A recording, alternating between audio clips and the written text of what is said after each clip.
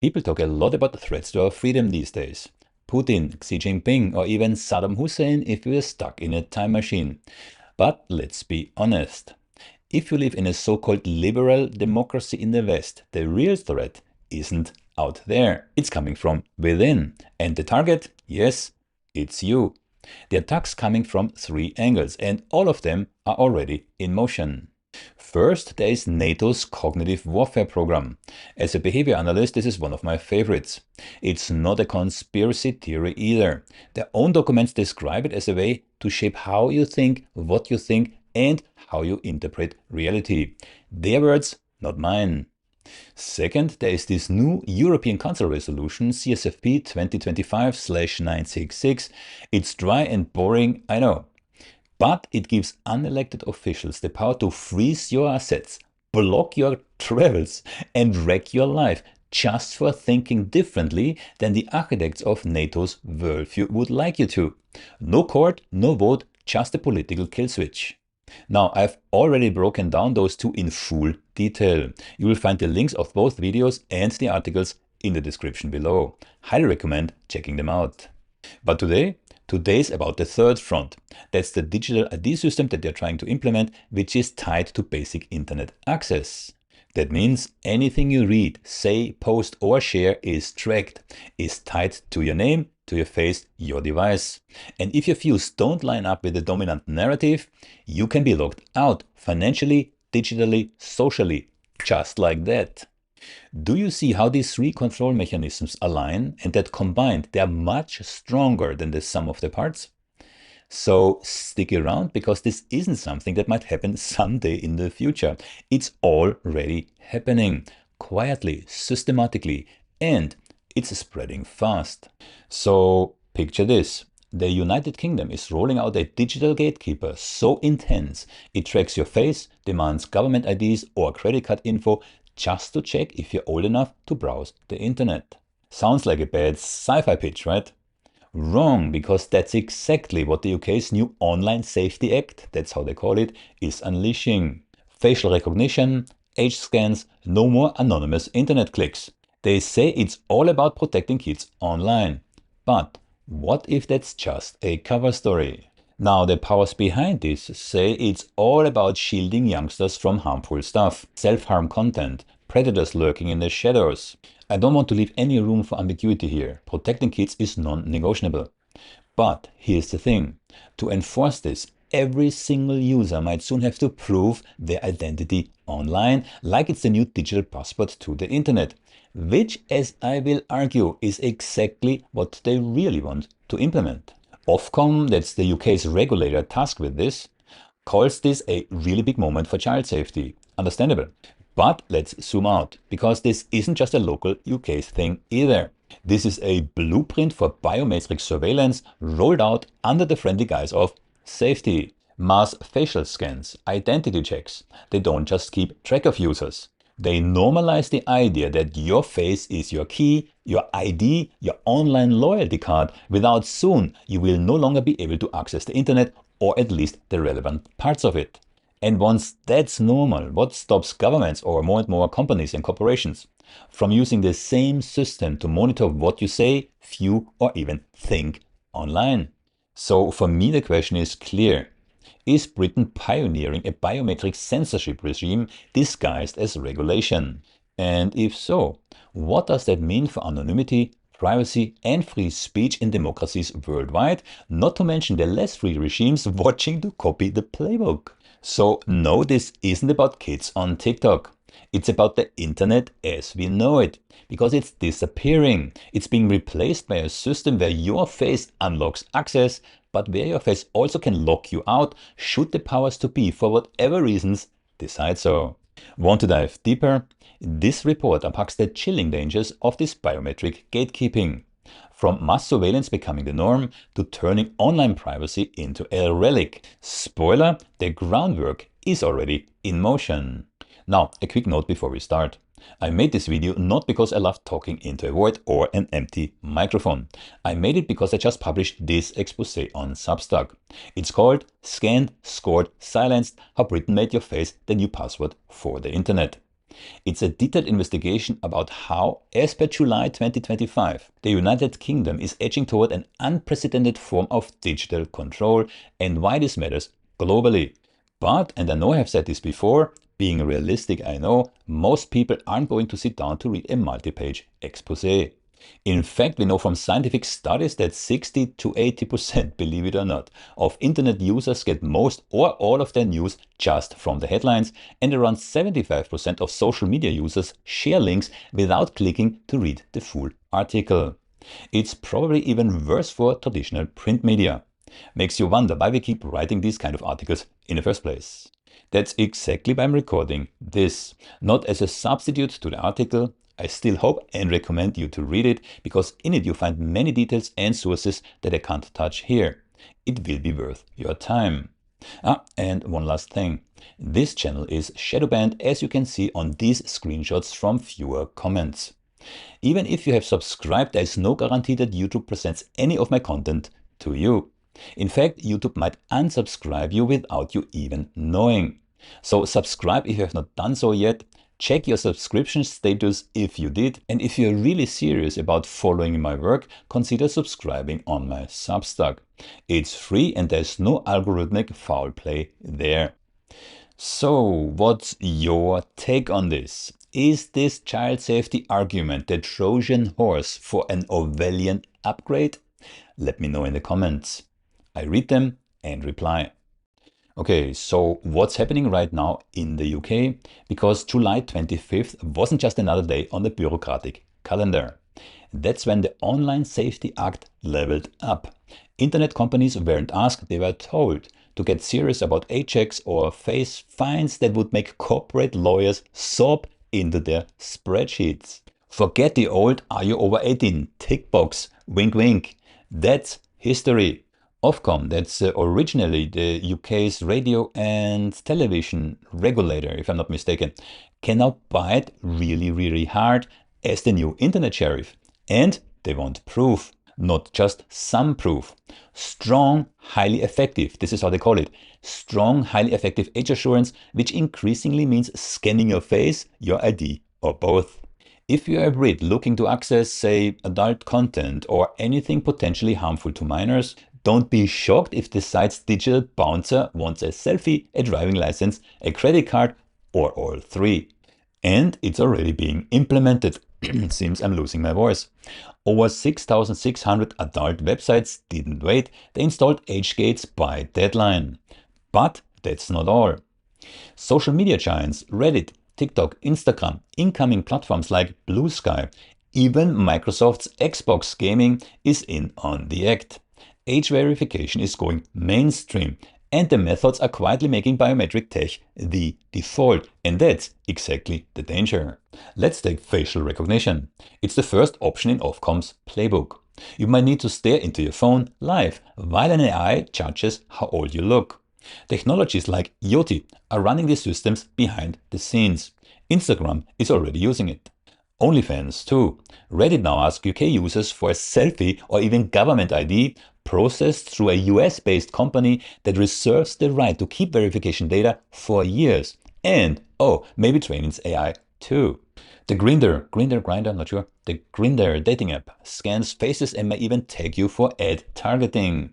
If that makes you uneasy, there are other options, but they're not much better. Upload an ID document. Let AI cross-check your utility bills. Picture that. Give up your credit card data, or let your mobile carrier vouch for you. In almost every case, you are forced to hand over new slices of yourself, face, ID, payment info, just to move freely online. And here's the pivot. The thing nobody says out loud. At some point, age verification slices straight into identity verification. Privacy watchdogs warning about it, but the trend line is clear. What began as a check is fast becoming a passport. The justification is as blunt and emotional as it gets. We are protecting kids. That's the drum that's coming from the government, campaigners, even grieving parents of children lost to online harm. Consider these statistics. Ofcom says 8% of children between 8 and 14 visit an adult site in the last month. No wonder 80% of UK adults say, in principle, they want tighter age checks. The moral force is real, don't get me wrong, but the machinery being built will affect everyone. Enforcement? It's ruthless. Non-compliant companies face fines up to £18 million or 10% of global turnover. Imagine what that means for giants like, say, Meta. For the first time, C-suite executives can face criminal prosecution if they dodge Ofcom's marching orders. Historically, executives who committed white-collar crimes were hardly ever touched. But oh dear, non-compliance of Ofcom can get them in jail. This is a long way from Silicon Valley-style self-regulation. We're talking about sleepless nights for tech bosses. What about that? Supporters, not surprisingly, call this putting a digital seatbelt on the Wild West of the internet. Critics, and let's be honest, reality is step by step catching up with them, see the birth of a biometric surveillance state. There's a new toll booth at the entrance to internet freedom. Scan in or stay out. As Jim Killock from the Open Rights Group put it, you're being forced to surrender sensitive data to largely unchecked age assurance vendors just to post, scroll, or read. And here's the uncomfortable truth. What's being sold as common sense safety could, piece by piece, become the skeleton of a much more invasive system. How much of your identity would you hand over just to have a normal digital life? If that question makes you uneasy, you're not alone. In the next section, I dig deep into where this all leads, because the child safety story is only the tip of the iceberg. The real consequences, they're hiding in plain sight. All right, let's break down what's really at stake, because this isn't just about tech policy, it's a glimpse at the future of daily life on the internet. I got 10 red flags for you, but no worries, I keep it brief. Let's start with the normalization of biometric surveillance. You know how you click I agree on a cookie banner without thinking? Well, at least most of you do. Imagine if scanning your face became just as routine, because under the UK's new rules, that's exactly the direction we are sprinting. 68 million people are being nudged day by day into accepting facial recognition as normal, not just online, but everywhere. The police are turbocharging this. The millions of scanned faces are doubling year on year. Internal documents show that powers that be want facial recognition cameras everywhere. City centers, transit stations, you name it. And of course, it's not just cops. Even schools tried out facial recognition already for buying lunch, triggering public outrage and a slap on the wrist from the data watchdog. Is that slowing things down? Nope. Now, turning on your webcam just to prove you're old enough for a website is rolling out as the new normal. Civil liberty groups call it out, treat everyone like a suspect, and soon nobody remembers privacy was even possible. You might be forgiven to think you're trading away a piece of convenience for safety. But one day, show us your face won't be an exception, it will be the expectation, and it will be everywhere. Then we got something called violation of privacy and proportionality. Scanning your face or ID just to read legal content, let's call it what it is a major privacy grab. Under European human rights laws, you are only supposed to intrude on privacy when absolutely necessary and proportionate. Is the sweeping up of data of millions really justified? Just to shield some kids from sketchy sites? Privacy watchdogs and even the UK's data regulators aren't convinced. The law mandates age checks, but it sets virtually no baseline on how secure your data has to be kept. Companies, very often tiny overseas startups, will pick the cheapest, not the safest option. Some actually monetize the data, collecting profile information for ad targeting. And for those who think none of this can go wrong, a UK teen dating app meant to enhance safety was already hacked, and they were leaking selfies and IDs, which is hardly reassuring. The UK's data regulator almost never finds companies that mess up, so there's zero deterrence. There's also no public list of trustworthy age check providers. That puts your most sensitive credentials, face, documents, maybe more, in the hands of essentially unvetted, invisible third parties, sometimes in the US, and as such subject to American surveillance laws. So ask yourself, is handing over your passport scan, for example, to a for-profit data broker Really the proportionate way to keep kids off adult websites. Then we got precedents for state-controlled censorship infrastructure. And this is where it gets really chilling. The apparatus built isn't just for keeping kids out, it's empowering the state to decide who sees what at a level no Western democracy has ever dared to dream about. Under the Online Safety Act, Ofcom can order sites to digital blacklist content that isn't even illegal, just harmful by regulatory degree. If companies spark, Ofcom slaps them with a massive fine or blocks them outright. This kind of top-down content control, it used to be unthinkable in democracies like the UK. Think about the Precedent. With this machinery, it's easy to imagine any whistleblower site, controversial forum, or anti-government speech being choked off through verification, cloaking censorship. It's the virtual architecture of control that's being built here, but it's being sold as safety for children. It will be the bones for sweeping state oversight. You don't need to shout 1948 for this to be alarming. Just read the fine print and you will see how fragile digital freedom has become. Then there's anonymity. Remember when anonymity online, which is a pillar of free speech, was the default. Sometimes messy, yes, I agree, sometimes liberating, but always powerful. The UK's new regime is swinging a wrecking ball at that very pillar. I grant you, age verification doesn't always shove your real name on display, but it does wrap your online self around a verifiable anchor. A face scan, a government ID, a credit card, all of them. And that means you're no longer truly anonymous, at least not to the gatekeepers or whoever holds the database. This is personal for a lot of people. Think LGBT youth, whistleblowers, survivors of abuse, journalists, dissidents. They all rely on anonymity for safety. If platforms demand you show an ID just to access basic features, it's not just about keeping kids off adult content. It's about conditioning everyone to trade privacy for participation. You're going to see more and more platforms walling off features until you verify. Direct messaging, forum moderating, even browsing certain content, browsing certain legal content. Over time, the slogan, real users show their face, and don't get me wrong, this is a slogan, becomes a cultural norm. Once that happens, surveillance by governments, companies, hackers suddenly get a majority upgrade. And the chilling effect is real. Marginalized voices, political dissenters, or even nervous teens might simply log off rather than risk exposure. Authoritarian regimes have always hated anonymity because it fuels dissent. Now, ironically, the UK is writing the playbook others might copy, all in the name of safety. Free speech, media new trade-off. Next up, the expansion of Ofcom's role into political surveillance. Once upon a time, Ofcom just kept tabs on TV and radio. Today it's morphing into a digital gatekeeper with the scope and toolkit that would give intelligence agencies a run for their money. The Online Safety Act hands Ofcom the power to demand risk assessments for harmful but legal content, stuff like disinformation, whatever that means, hate speech, or abuse that isn't illegal. All highly politicized domains.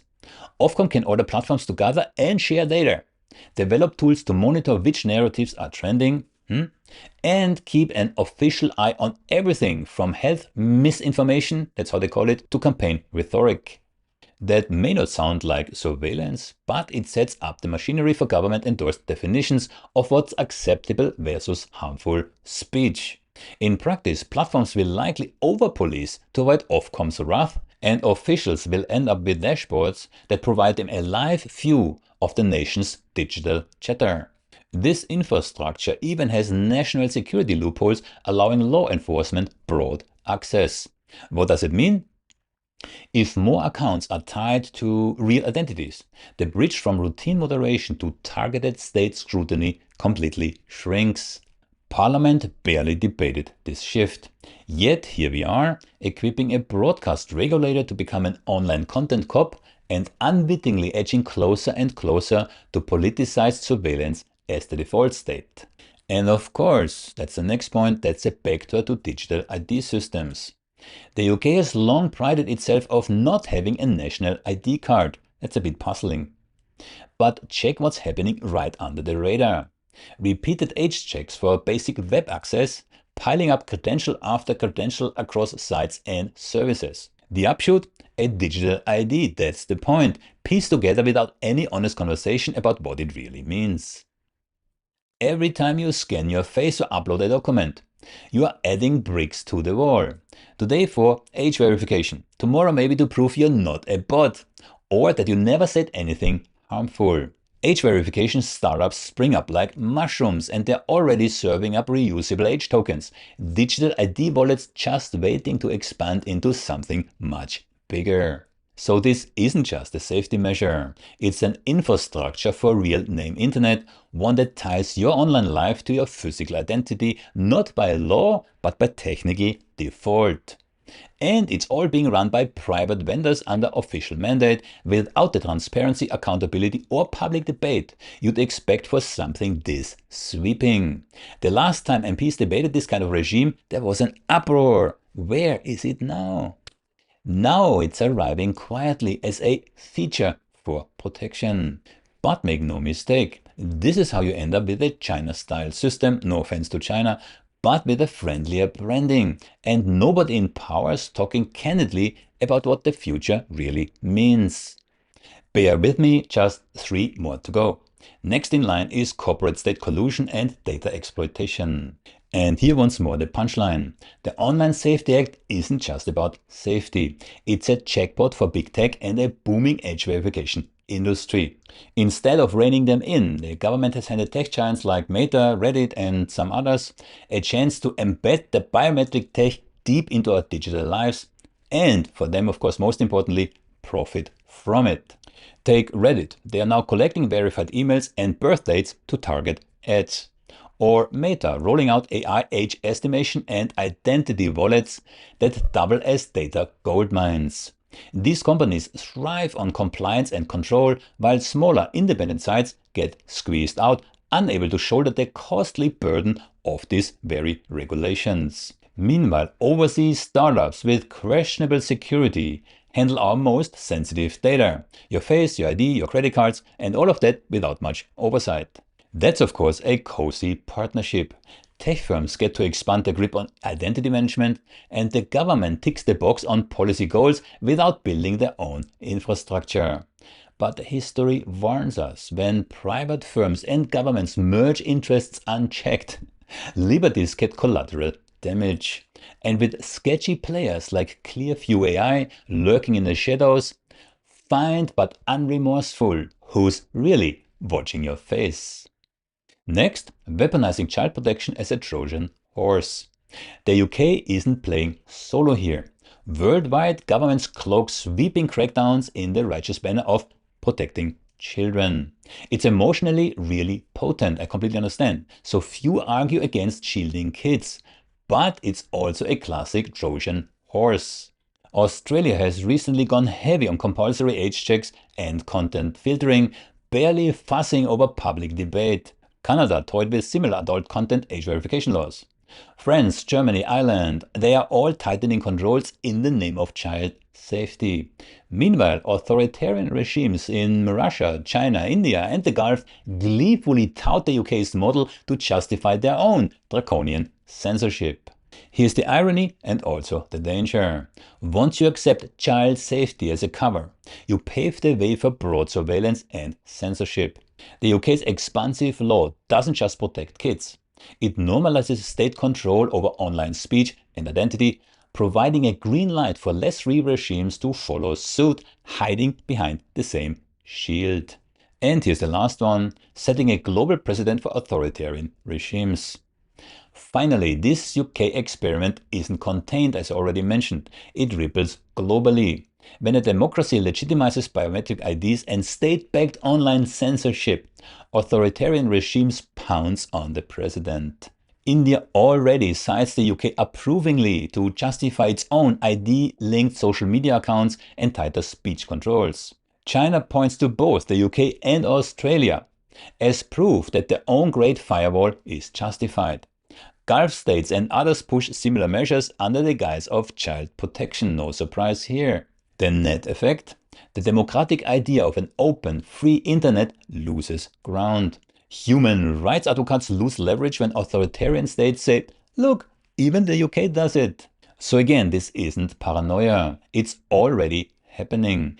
Digital rights are slipping, disguised behind slogans about safety and kids. The UK's law might aim to protect, let's give them that much credit, but it's inadvertently drafting the blueprint for digital authoritarianism worldwide. That's exactly why the UK's Online Safety Act matters globally. As we have seen, the UK's blueprint is being eyed and copied, but not only in Russia and China. Canada, Germany, Singapore, they're all watching, thinking about how to roll out their own versions. The UK's model of mandatory age verification combined with heavy regulatory teeth sets overtone windows. Only 5 years ago, ID checks on internet access were political poison in democracies. Now, it's the new frontier. Australia is aggressively pushing similar laws, and Europe's quietly funding privacy-preserving age verification tech, and France is leading the charge. The world is splintering into national internets, each with its own gatekeepers and biometric checkpoints. The UK might be the trendsetter here, whether it's meant or not. Meanwhile, global platforms are morphing behind the scenes. When Facebook, Twitter, Reddit or TikTok build age verification for UA compliance, why build two systems? They often just roll it out everywhere. So the UK's stringent checks become de facto political policies. That Xbox ID check trial in the UK could become standard worldwide if regulators nod. The danger here is a creeping global passport system for the internet assembled by private companies and prodded by governments with little public debate. And finally, this all feeds a cultural shift, a worldwide conditioning. People start expecting to show IDs online. Parents demand it, platforms enforce it, and soon real users are the ones who show their face or a digital wallet. Imagine a generation trained to equate online participation with constant verification and supervision. This panopticon effect crosses borders. Users censor themselves, shy away from controversial speech, or just log off to avoid being marketed or tracked. That kills the chaotic, vibrant freedom the internet was supposed to guarantee. The bottom line, the UK's Online Safety Act isn't just local policy. It's shaping the future contours of global digital life. It legitimizes surveillance-heavy internet governance for Putin, Xi Jinping, and beyond. It helps fracture the open web into fenced-off, fingerprinted zones. It nudges big tech to sweep standards globally. And it teaches the world to accept a reality where privacy becomes a luxury and identity a mandatory ticket. So Britain's digital experiment is a warning shot and a blueprint. The world is watching and in many places already following. Okay, let's sum this up. In 2025, the UK, home of the Magna Carta, the very symbol of liberty, is quietly rolling out one of the boldest social experiments the digital age has ever seen, all under the noble banner of protecting children online. But what it's really building is something else entirely. The internet, once an open bazaar of ideas, is morphing into a gated community where your face is the key, your ID the passport, and where content is filtered not just by algorithms, but by regulators and biometric checkpoints. This Online Safety Act isn't just about holding tech companies accountable anymore. It's about regulating you. That's something you really have to understand. Every scroll, every click, every login swaddled in layers of permission slips, compliance tests, and yes, facial scans. The lock and seatbelt style safety measures might keep some dangerous content away from kids, I grant you that. But they also put all of us in a system where access to information becomes a privilege granted or revoked by an algorithm or a government mandate. So let's not make any mistakes here. What Britain really is erecting here is a population-controlled infrastructure. This is exactly what it is. It digs deep beyond the headlines of big tech regulations, straight into the intimate details of our faces, our IDs, and even what we read or watch privately. I've talked about psychological profiles in other videos. It breeds a surveillance culture where the state, with Ofcom as gatekeepers and a host of private companies as enforcers, decide what you're allowed to see, and it demands you prove who you are before you get in. And that's exactly the dangerous part. Because today it's about blocking adult content or self-harm forums. Tomorrow, political dissent, fake news, minority voices, whatever the powers that be want deemed undesirable. The targets change, but the machinery remains. So again, this isn't just a story about kids on TikTok or trolls on Twitter. It's about a fundamental transformation, technology repurposed into loyalty tests. Will you submit your biometric data to enter the digital public square? Will you toe the line of acceptable speech to keep your account alive? Apparently I did not, and this is what happened. My Twitter account has been permanently suspended. But most of you probably will comply. The inconvenience or fear of exclusion is just too strong. Step by step, checkbox by checkbox, upload by upload, freedom slips away quietly until it's conditional on a gatekeeper's nod. Britain's blazing this trail, but it won't stop there. Other democracies are watching, waiting to see if it falls apart or flies under the radar, and authoritarian regimes smell vindication. Big tech is carving out profit routes from verification infrastructure, smoothing regulators' ruffled feathers. For those of us who value a free and open internet, this is a sobering moment. The burden is on civil society, activists, journalists, technologists, and even lawmakers to shine the light, demand encryption, preserve anonymity, and push back. Because safety without liberty is a deal with the devil. To quote Sir Yusuf, the warm fuzz of safety and security can cloak a slide into tyranny. The quiet war on digital freedom is already here, barely noticed, but with explosive consequences. The choice is yours. A future where every face is cataloged, every click is logged, every access controlled for your own good. Or where we assert our right to privacy, autonomy, and free speech, spreading smarter, less invasive ways to protect the vulnerable without undermining liberty. The UK has chosen its path. The rest of the world must decide theirs. And if there's one thing to take away from this investigation, let it be this. Authoritarian tools arrive dressed in friendly interfaces and child-friendly slogans. It's up to us to see past the marketing, because this is what it is, marketing, and fiercely guard the freedoms that make the internet worth having. If you made it this far, congratulations, you're ahead of the pack and nobody can take this away from you. Keep doing what you're doing, and remember, always look beyond the headlines. Over and out.